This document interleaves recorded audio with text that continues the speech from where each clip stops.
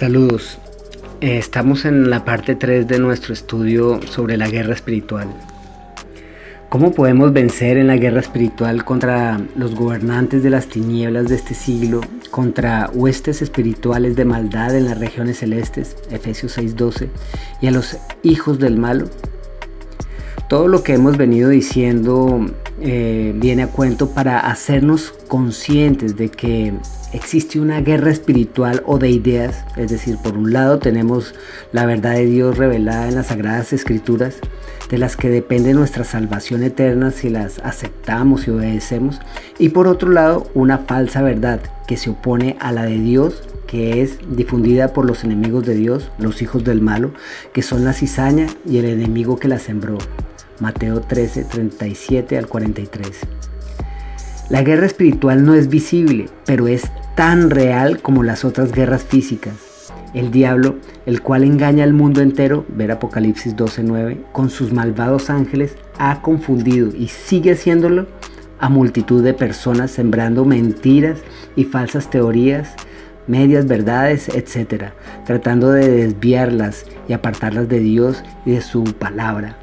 Porque el diablo, que es sin duda un ser personal tan real y vivo como nosotros, es el padre de la mentira, según afirmó el mismo Jesús. Juan 8:44 dice: vosotros sois de vuestro padre el diablo, y los deseos de vuestro padre queréis hacer. Él ha sido homicida desde el principio y no ha permanecido en verdad, porque no hay verdad en él. Cuando habla, mentira de lo suyo habla, porque es mentiroso y padre de mentira. Primera de Timoteo 4:1-2 dice: pero el Espíritu dice claramente que en los postreros tiempos algunos apostatarán de la fe, escuchando a espíritus engañadores y a doctrinas de demonios, por la hipocresía de mentirosos que, teniendo cauterizada la conciencia, etc. Primera de Pedro 5:8 dice: sed sobrios y velad, porque vuestro adversario el diablo, como león rugiente, anda alrededor buscando a quien devorar. Segunda de Corintios 10, del 3 al 5 dice: pues aunque andamos en la carne, no militamos según la carne, porque las armas de nuestra milicia no son carnales, sino poderosas en Dios para la destrucción de fortalezas, derribando argumentos y toda altivez que se levanta contra el conocimiento de Dios, y llevando cautivo todo pensamiento a la obediencia de Cristo. Sin embargo, yo no me expresaría como lo hacía mi amigo. Dios está librando una gran batalla contra el diablo y sus ángeles, porque eso sería tanto como equiparar el poder de Dios con el de Satanás. Ellos, el diablo y sus ángeles, fueron vencidos poco después de su rebelión. No prevalecieron ni se halló ya lugar para ellos en el cielo. Ver Apocalipsis 12, 7 al 13, Lucas 10, 18. Y fueron entregados a prisiones de oscuridad para ser reservados al juicio. Segunda de Pedro 2:4. Escuchemos también estos textos. Judas 1:6 dice: y los ángeles que no guardaron su dignidad, sino que abandonaron su propia morada, Dios los ha guardado bajo oscuridad en prisiones eternas para el juicio del gran día.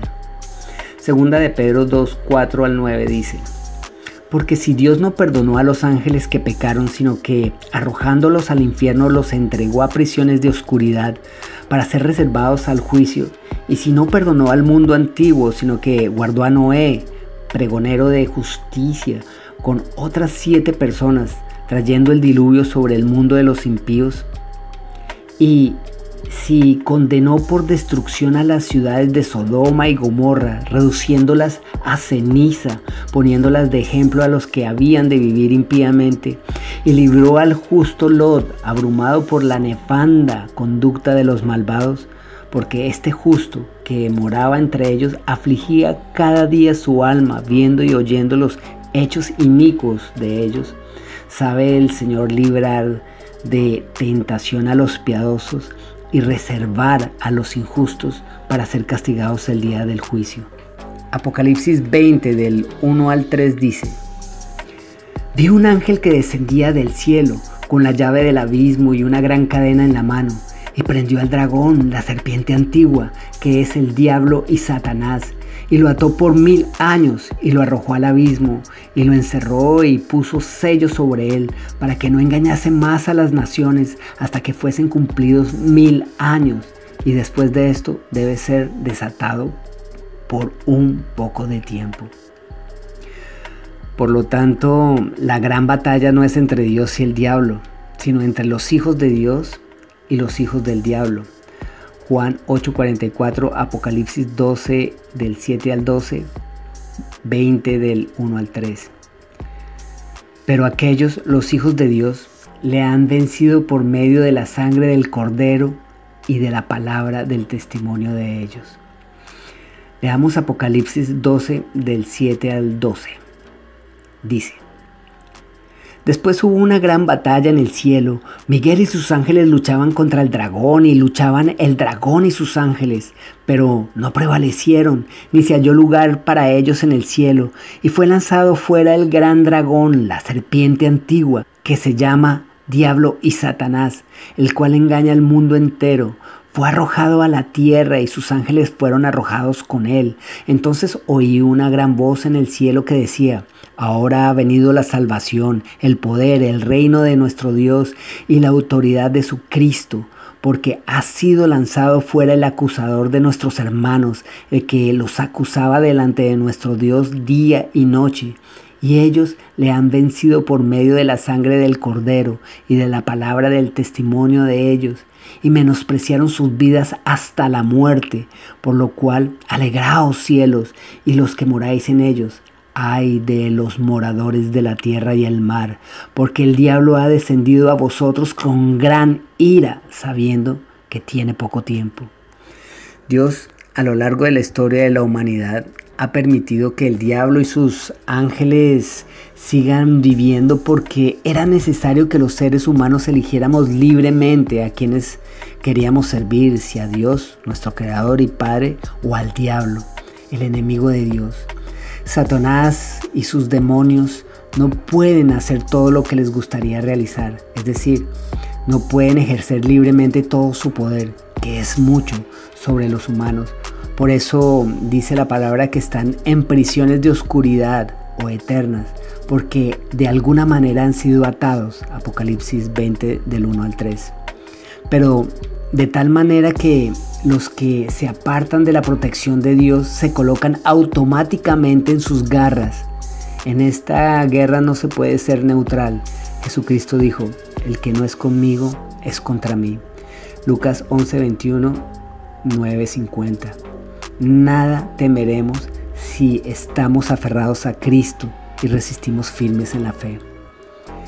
Primera de Pedro 5 del 6 al 11 dice: Humillaos, pues, bajo la poderosa mano de Dios, para que Él os exalte cuando fuere tiempo, echando toda vuestra ansiedad sobre Él, porque Él tiene cuidado de vosotros. Sed sobrios y velad, porque vuestro adversario el diablo, como león rugiente, anda alrededor buscando a quien devorar, al cual resistid firmes en la fe, sabiendo que los mismos padecimientos se van cumpliendo en vuestros hermanos en todo el mundo. Mas el Dios de toda gracia, que nos llamó a su gloria eterna en Jesucristo, después que hayáis padecido un poco de tiempo, Él mismo os perfeccione, afirme, fortalezca y establezca. A Él sea la gloria, el imperio por los siglos de los siglos. Amén. Primera de Juan 3:8 dice: El que practica el pecado es del diablo, porque el diablo peca desde el principio. Para esto apareció el Hijo de Dios, para deshacer las obras del diablo. Primera de Juan 5 del 18 al 21 dice: Sabemos que todo aquel que ha nacido de Dios no practica el pecado, pues aquel que fue engendrado por Dios le guarda y el maligno no le toca. Sabemos que somos de Dios y el mundo entero está bajo el maligno, pero sabemos que el Hijo de Dios ha venido y nos ha dado entendimiento para conocer qué es el verdadero. Y estamos en el verdadero, en su Hijo Jesucristo. Este es el verdadero Dios y la vida eterna. Hijitos, guardados de los ídolos. Amén. Dios ha venido al mundo en la persona de su Hijo Jesucristo. Para esto apareció el Hijo de Dios, para deshacer las obras del diablo. 1 de Juan 3:8. Jesús venció a Satanás con su vida sin pecado y su muerte expiatoria.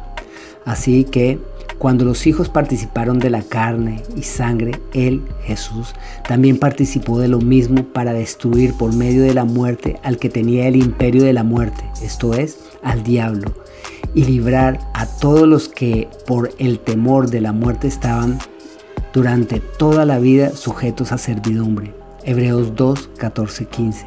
Porque el Hijo del Hombre no vino para ser servido, sino para servir y para dar su vida en rescate de muchos. Marcos 10, 45.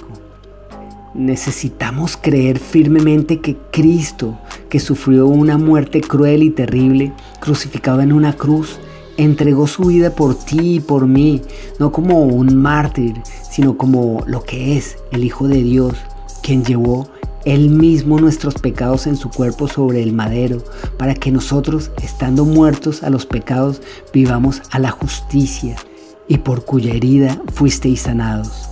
1 de Pedro 2:24. Y esto no ha sido un capricho de Dios, sino porque Jehová cargó en Él el pecado de todos nosotros. Isaías 53:6. Para expiar los pecados del pueblo. Hebreos 2:17. Como propiciación por nuestros pecados, y no solamente por los nuestros, sino también por los de todo el mundo. 1 de Juan 2:2. Leamos un poco el contexto de 1 de Pedro 2 y unos textos de Tito porque vale la pena.